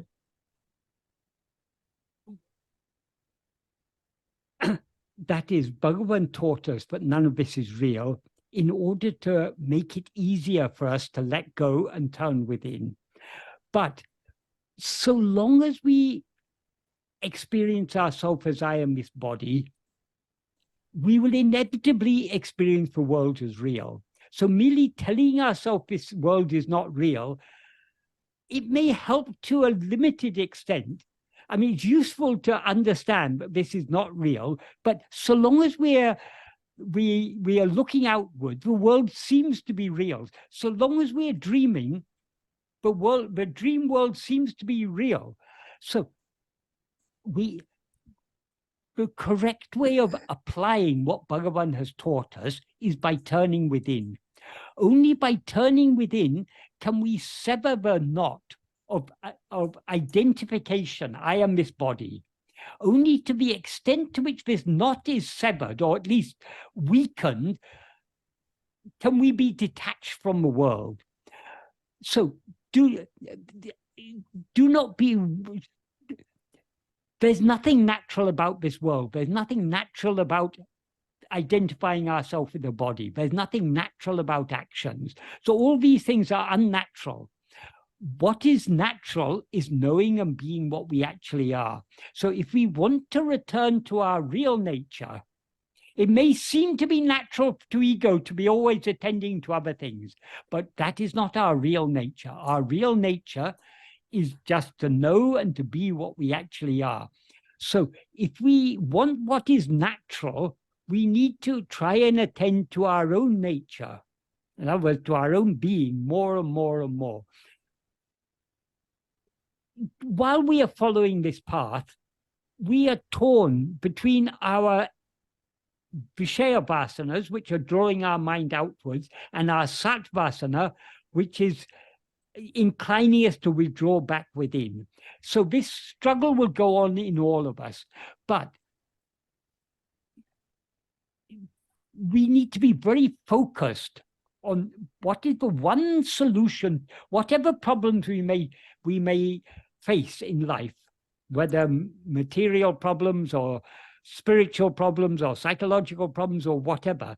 The ultimate solution to all problems is only looking within and knowing us, thereby knowing ourselves as we actually are. So let's not concern ourselves with anything else. Let us concern ourselves. Let us try. Of course, we are concerned about other things, but we should try to minimize our concern about all other things and be concerned about the one thing that really matters. That is knowing what we actually are. Thank you, Michael. Is that a clear and helpful answer? Yes. I think that I do have now a much better understanding of how this works. It's just that when I'm putting it into practice, it's a whole different beast. Yeah. It's the same for all of us, but that's why we need to be very clear in our understanding. But all that is required, all that Bhagavan has asked us to do, is to attend to ourselves. If we attend to ourselves, all problems will be solved. Right. Thank you. Right. Thank you, Michael. Sanjay Lohia. Yes, sir. So you said that the entire, 1 minute, the entire spiritual teaching is directed towards one ego. Yes. That's you said, sir. Yes. So my question is, yes, it makes sense, but why is this spiritual teaching still continues? Because it's coming from eternity, and it seems that it will go on for eternity. So if it is directed towards one ego, that one ego must have been annihilated by now. Why does it still continue to witness the all the teachings? Who is asking this question? I'm asking.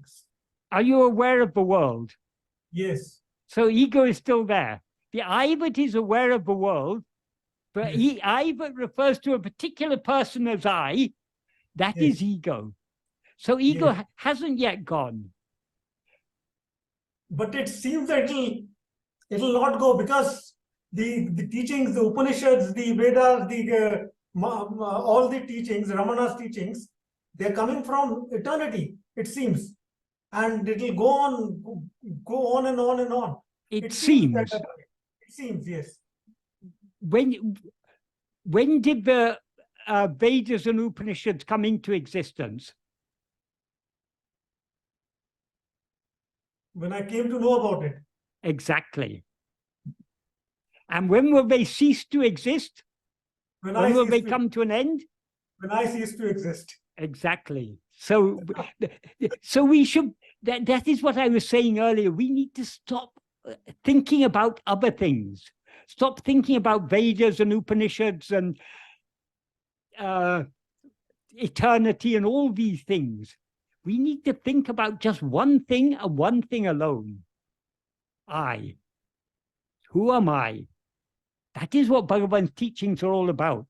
Bhagavan is extremely one-pointed in his teachings. We need to be equally one-pointed in our practice of his teachings. Otherwise, we're not really following his teachings. So the implication is that Bhagavan is so compassionate that he is giving us teachings all for one ego. Bhagavan's teachings are for one ego. Upanishads, Christ's teachings, Buddha's teachings, Michael James conveying the teachings, everything is for one ego. They're all for you only. Yeah, that's what I'm saying. That's for me only. But to use a technical term here, one ego. It could be you and anybody, but it's from my perspective, it's me only. So the compassion is so great, the Bhagavan's compassion, that he is bombarding us from all areas. The entire spectrum of spiritual teachings is for me. Why is he so compassionate? Because he is your own self. He loves you as himself. He doesn't see you as Sanjay. He sees you as himself, as I am. So if we want to love him, we need to see ourselves as he sees us, namely as I am. And only when we see ourselves as the pure I am will we see him as he actually is, because he is that pure I am. We need to be unifocused on ourselves. That's the entire teaching. Exactly. The entire focus should be on I, nothing else. Yes. We need to be one-pointedly focused on the one thing that actually exists, namely I am. So all questions which are taking us outside ourselves is of no use. Means I've been asking you questions since last 10 years now. Yes. I'll be wasting my time in asking so many things. At first, naturally, so long as the mind is outward going, we'll have so many questions about so many things. But if we focus more and more on what Bhagavan is telling us, we will find most of our questions are completely unnecessary. So slowly, the interest in asking about anything else will drop off. The only question worth asking is, who am I? And the only way to ask that meaningfully is to look within. Otherwise, as Bhagavan says in the second verse of Ekama Panchakam, we're just like a drunkard who is saying, oh, who am I? Where am I? We're tottering around. All our output questioning is like that. So in order to ask who am I properly, it's not a matter of asking it by words. It's not a matter of asking it by mind. It's a matter of asking it by looking deep within ourselves. In other words, it's a metaphorical asking. Looking deep within ourselves is truly asking, who am I? Because that's the only way to find out the answer. Nobody can tell you the answer. Nobody can tell you. Okay, when Shiv Kashan Pillai asked Bhagavan, Swami Nana, Bhagavan said, aṟivē nan. But why did Bhagavan say that? In order to get him to look back within to find out what this awareness is, but it's always shining as I. Otherwise, Bhagavan's teachings are mere words. I was just thinking. But Bhagavan gave teaching in words in order to point our attention back within, where his two true teachings are ever shining as silence. I was just thinking that when Sri Krishna gave his teachings to Arjuna, It was not given to Arjuna, and it was not given to even Sanjay. It is being given to that one ego, to me. Exactly, that one I. That's the essence, because we feel in our outward look, we feel, no, it's not given to Krishna, it's not given to Arjuna, but it's been directed towards Sanjay. It's not even directed towards Sanjay. Not even Sanjay. Only for you. Only for me, and like me is not Sanjay. Yes. Got it, sir. I've taken your too much of your time, sir. No problem. No problem. Others must be here in the waiting. Good. Thank you. Thank you. Thank you. Next question from Titi. If the ego was not in deep sleep, why does the ego say, "How well I slept"? What was in sleep was I am. Ego is a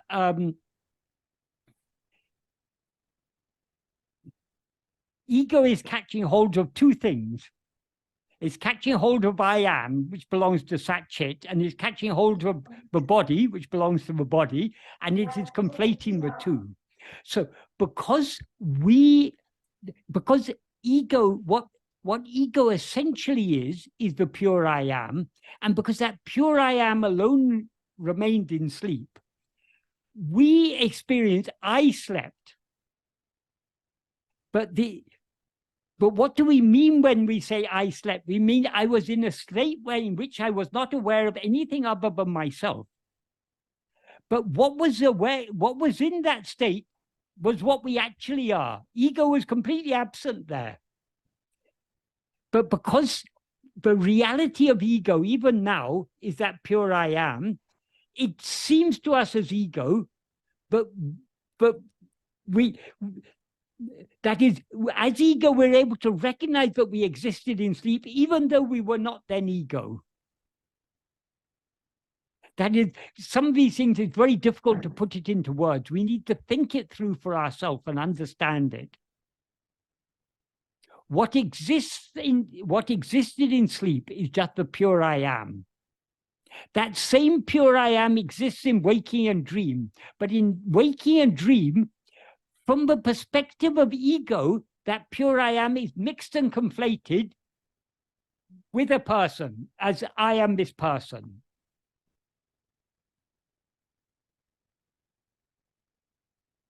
What existed in sleep is not the person. It's not even the I that is aware of itself as I am this person. It is only the pure I, which is the essence of that ego. What ego actually is, the reality of ego alone exists in sleep. Ego as such does not exist in sleep. Is that a clear answer? I think so. Yeah, yes, thank you. Yes, yes. Thank you. Thank you, Michael. So I think at this point there are just Bruce. I think you're the last one. Still there? I am here. It's a question of this past lives. It's like we hear all these religions talking about past lives. Past lives only exist from ego's perspective. They actually don't exist. There's only one life. No. It doesn't make sense. The past lives are every bit as real as the present life. So long as you... Yeah, they're every bit as real in that one time, if you want to call it time of ego, they only exist in that time of ego. Yes. Not the time of Bruce. I'm not saying that. But in that sense, there is no, like, just as I mean, there are no past lives. There is only the life of being. It's like a precision of language. I asked a question. So long as we conceive that there's a present life, we have to conceive. When Bhagavan was asked about this, about past life, he said, so long as you think that you are now alive, that this present life is your life, then there were certainly past lives. Okay. But when you know yourself as you actually are, you'll know there's no past life, no present life. In fact, there's no past, present, or future. There's only what eternally is, the eternal present. The other thing I have trouble with is it's in this question as well. It's precision of language, and like the story that we hear of Bhagavan being stung by hornets, but when there's a disconnect when we investigate the science biology of hornets, specific strain of that species, when they sting, they do not lose their stinger. They can sting multiple times. So all I'm saying is there's an inaccuracy occurring. Was it actually hornets that bit Bhagavan? Bhagavan never says that it was hornets that stung him. He never said that spiders spin webs from their spinnerets and then eat them or reabsorb them through the spinneret. I'm just saying. Wait. Let's deal with I'm one looking thing. for precision in language. Okay, one thing. The story of the hornets, exactly what species they were, we don't know. They were a very large type of wasp. Whether they were, I mean, all the hornet is a particular species of wasp. But whatever it is, they were hornet-like creatures. Regarding the stings that were left in his thighs, that could well be the embellishment of the story by devotees. That is what has been passed down to us. If that is scientifically incorrect, that may be. But the story itself, the core of the story, but Bhagavan stood there and allowed the hornets to sting, that is definitely correct. Because Bhagavan wrote a verse about that. So many things about Bhagavan's life, many details about Bhagavan's life are not entirely accurate. We weren't there at the time, so we don't know exactly. Things are passed down by word of mouth. So even those that were there and recorded it inaccurately. Yeah, maybe. But the incident happened. What is important about that incident, it illustrates Bhagavan's supreme compassion. Because he had accidentally disturbed that hornet's nest, and the hornets were therefore angry, he allowed them to sting, and they stung only the thigh that had brushed against the nest. They didn't sting any other part of his body. That much is definitely true. Regarding the spiders, there's something I don't know. I don't know what the technical term is. That is the web that a spider spins. Obviously, the spider doesn't spin that, absorb that web back into itself. But if you see a spider, the web. They actually eat it. Well, maybe they whatever. actually eat it, and it's reabsorbed. Yeah, but whatever it is, what Bhagavan is referring to in the fourth paragraph of Nana, but is also referred to in one of the Upanishads. When a spider, for example, hangs down on a single thread, it hangs down and then it goes up that thread again. As it goes up, it absorbs it back in. That's all. It doesn't happen that way in terms of spiders. It doesn't matter. It doesn't matter how it happened. That is how it appears. But the spider has spun that out of itself. It absorbs it back in. Whether it's eating it or what it's doing doesn't matter. The point is that is just an analogy. That is an analogy to explain. Bhagavan has used that to explain how the mind projects the world from within itself and absorbs it back into itself. That's all that matters. So we shouldn't get caught up in detail. We need to take what is the purpose. Bhagavan isn't an entomologist giving us a scientific explanation about spiders. He is just he's just using a simple analogy to explain something. We should take the essence of it, whether exactly how the spider absorbs into itself, whether it's eating it or whether it's absorbing it, who knows? What does it matter? I mean, that's irrelevant that's beside the point. The point is, this is to illustrate how the mind projects the world out and absorbs it back within. That's all that matters. So the final point, the reason I'm bringing this up is in the analogy that you had the lecture with Bernardo with, you accepted his argument that the lake represented the absolute being. And I question that as a premise. I saw your email. I was in the middle of replying to it, but I didn't have time to reply to it. You gave a time reference there, and I listened to that to see what I said. I couldn't find that. If you can tell me the exact time reference, I can listen to it again. 1 hour, 42 minutes, and 2 seconds. I listened.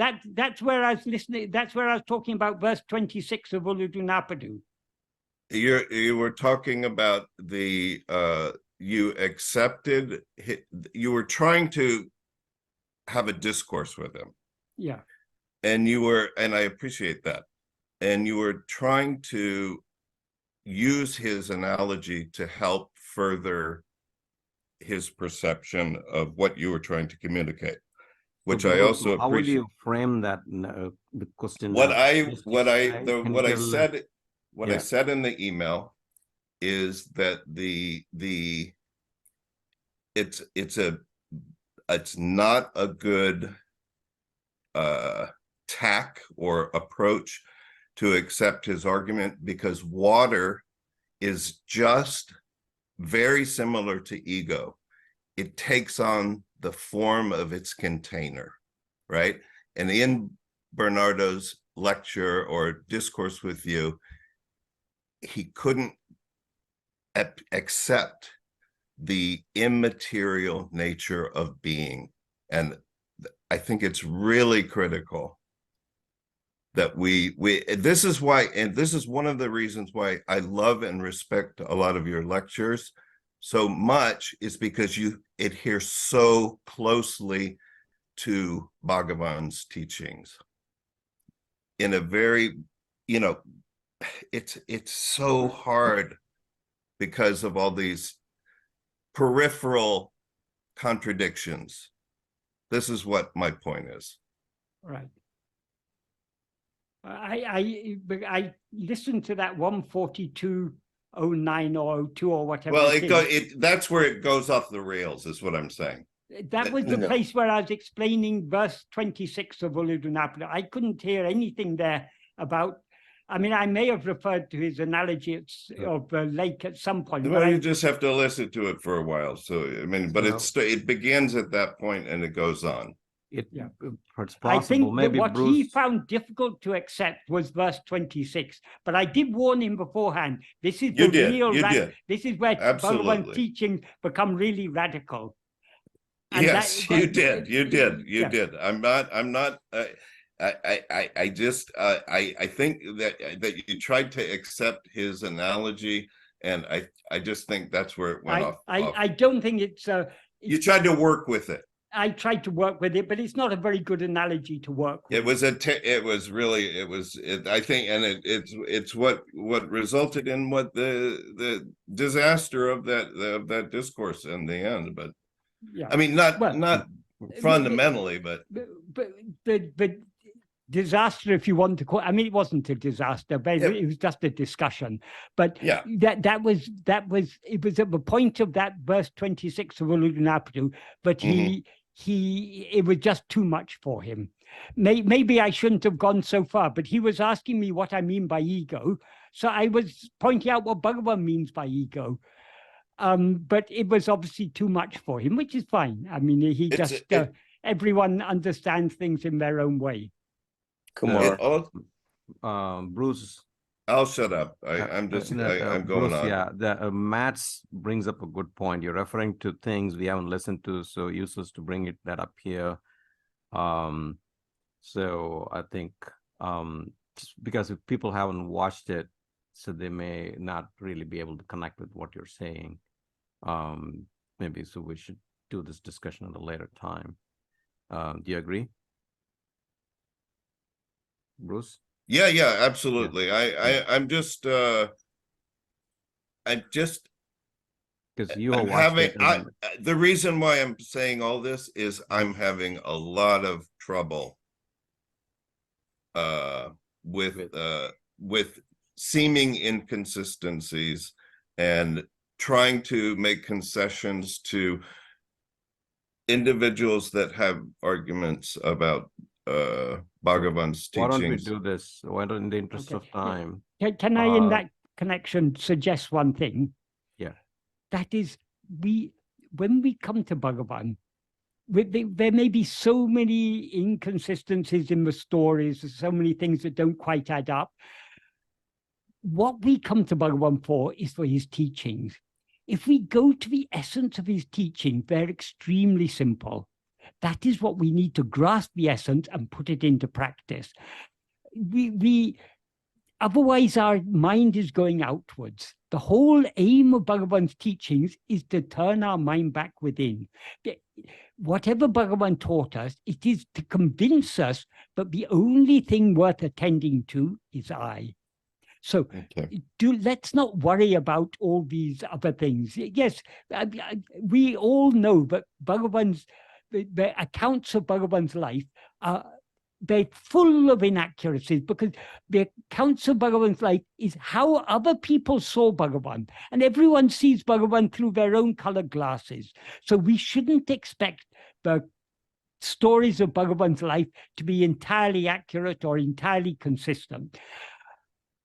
What is consistent is the very essence of his teachings. Some of the things he said were to suit particular individuals, but the core of his teachings, the heart of his teachings, as expressed in Nana, Uڵḷadu Nāṛpadu and such places, are extremely consistent, clear, simple, and if we are ready to see from the point of view he's asking us to see from in his teachings, it's all so simple.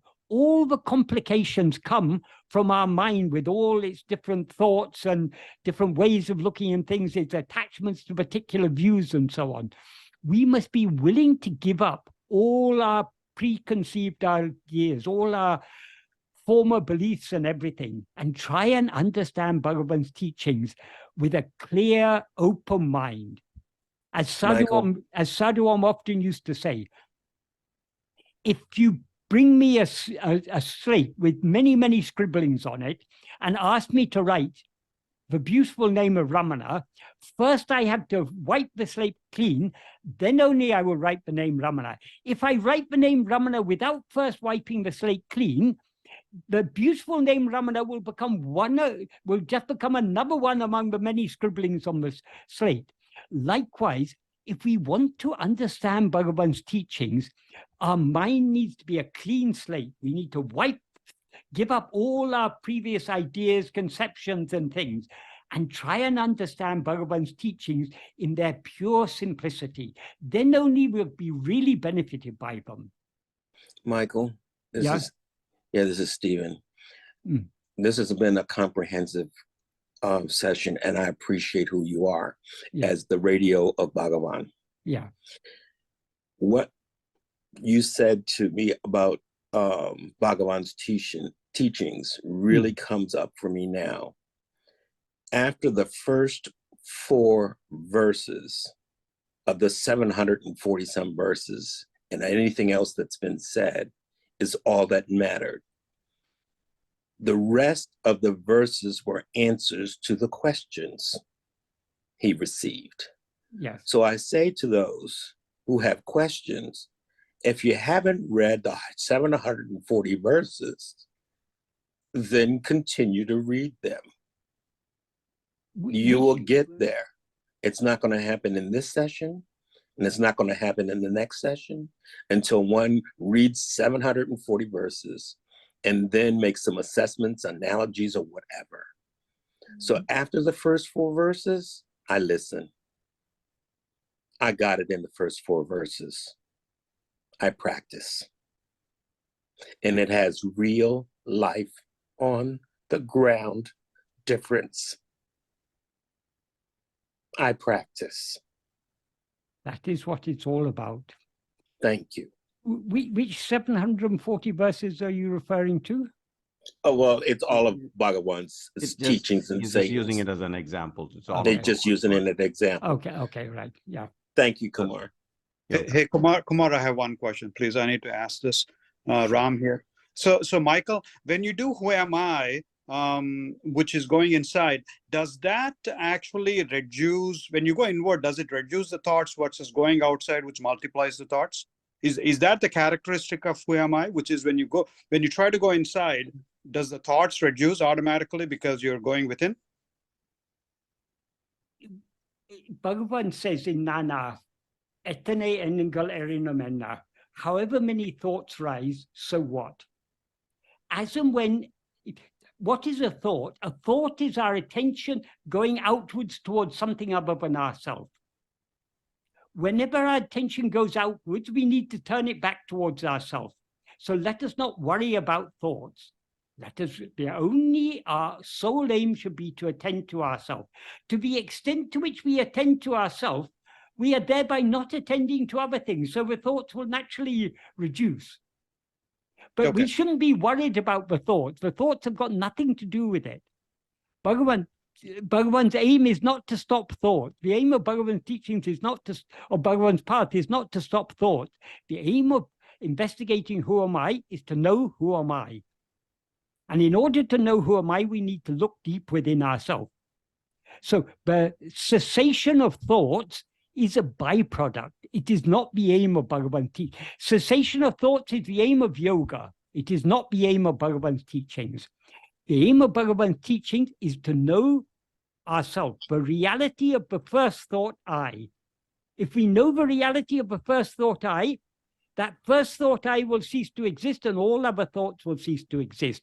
Till then, do not worry about thoughts. Worry about who knows these thoughts. To whom do all these thoughts appear?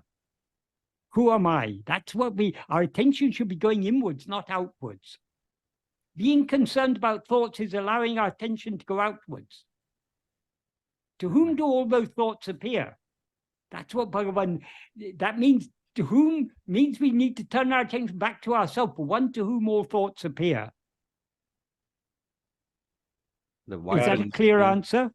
Very clear answer. I think I'm good there. Now, the little follow-up there is someone in me is trying to understand all this, right? Someone is trying to understand I should go inside, attend to I. Is that that entity which is trying to understand, is it still the mind and the ego which is trying to understand? Ego, yes. The I which is trying to understand, I is ego. Okay. All right. Thank you. Right. Thank you. Right. So the vital nutrient of all thoughts is attention. Yeah. Take that vital nutrient away, and then thoughts will automatically die off. So we don't need to worry about it. Just focus on self-attention, and that will automatically take care of everything else. Very good. That's why at the beginning of this, I talked about those 3 verses, because those 3 verses of they're all emphasizing about I. Right. That I alone will give liberation. Therefore, we should meditate only on that I, and thereby give up all attachment. And if by meditating on that I dies, we thereby remain as we actually are, and what then remains is only that I, nothing else. Right. Good. Thank you, Michael. With that, we will conclude today's session, and I will see you. We will all see you next month for verse 10 of Anubandham.